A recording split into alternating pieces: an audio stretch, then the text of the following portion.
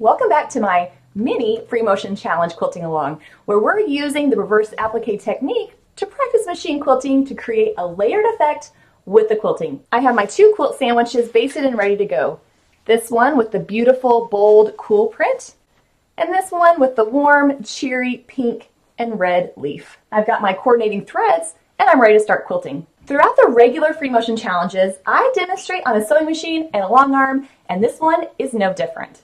So this beautiful gold quilt, I'm going to work on the sewing machine, and this red one is going to go on the long arm. And I'm going to show you how easy it is no matter what kind of machine you have. I'm going to divide the quilt into thirds by quilting some wavy lines and then echoing them a couple times. This is just creating the boundary so that now I can start filling it in. In this video, we're only going to quilt a third of our quilt. Next, I'm going to quilt a big focal design along the center of my area. You could quilt anything. It could be a big feather, it could be some big swirls. I'm going to quilt leaves, but here's the kicker. I want to leave at least a half of an inch in between my lines. Now I know that doesn't sound like something I normally do, but it's going to give me room to cut away the fabric later on. I'm going to quilt leaves so that they go in a row along the center. I'm quilting a line that curves out to a point and back to where I started.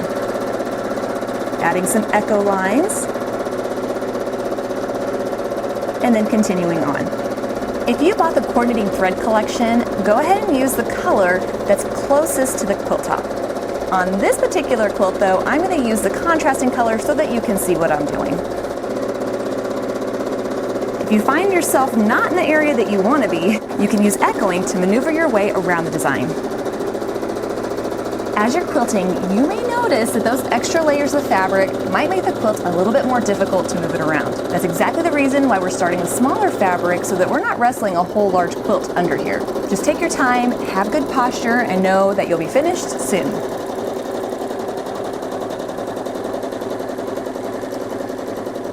So I've echoed the whole thing a couple times. Now I'm going to add a different design. Now on the sides, this can be any design. Since I won't be cutting anything away from it, it doesn't have to be spaced out. So I think I'm going to have some fun quilting some swirls. And as you're quilting, you might notice the fabric starting to shift. If you get a tuck where the fabric folds over on itself, it's fine. When we're done with this piece, we're going to turn it into something fun, and we won't even notice those tucks, or ruching as I like to call it.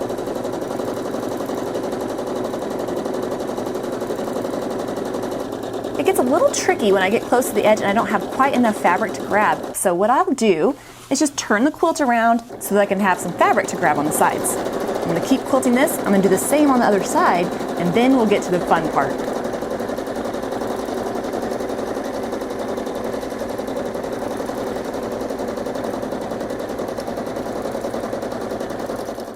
And here we have the first part of our quilt sandwich. Now here comes the fun part. Using my sharp pointy scissors, I'm going to carefully cut away layers of fabric to reveal underneath. The shapes that you cut the fabric away from are going to be the ones that will draw attention. It's really going to pop off of this whole quilt. So make sure you're cutting away ones that you love. So using the pointed end of my scissors, I'm going to very carefully grab that top fabric, give it a little snip, just big enough that I can work my scissors into it. And I'm going to start cutting away that fabric. I'm going to cut it close to the quilting, leaving about 1/8 to 1/4 of an inch of fabric. Basically, I don't want to cut it so close that I cut the quilting or that the fabric kind of unravels. And then carefully cutting around that shape to reveal the fabric underneath. We will have a raw edge around the outside, but that's fine. This quilting will secure it and keep it from unraveling too far. Depending on how you layered your quilt, you can cut away the top fabric to reveal that, or you can cut out the top 2 pieces of fabric to reveal the next one.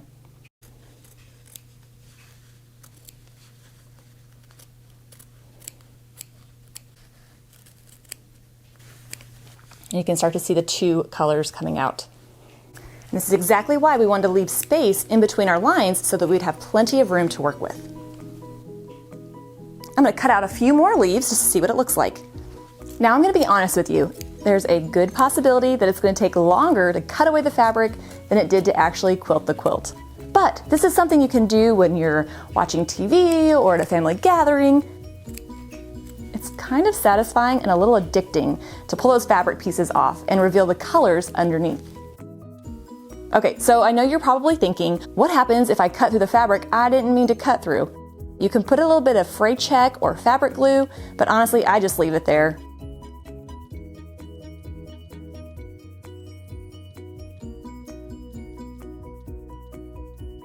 And what's even better about this technique is you're done when you say you're done. You don't have to cut out all the pieces. Just get it to a point that you love and call it finished. Now I'm going to do the same thing on the long arm. Just like I did with the sewing machine, I'm going to quilt my leaves in a row, leaving at least 1/2 inch in between the echo lines.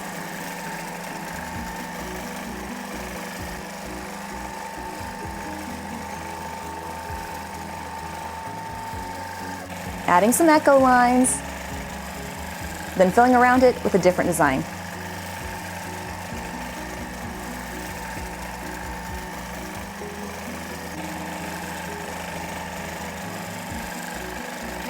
And of course, the fun part comes when we get to cut away to reveal the fabric underneath. When doing this on a long arm, I'm gonna do all the quilting and then take it off the frame and cut away. But I'm too anxious to wait, so I'm gonna go ahead and start cutting to see what it looks like. Now that you've learned the basic technique, in the next video, we're gonna see how to use it in a slightly different way, where we quilt, and then cut some more. I can't wait to show you what it looks like. I'll see you then.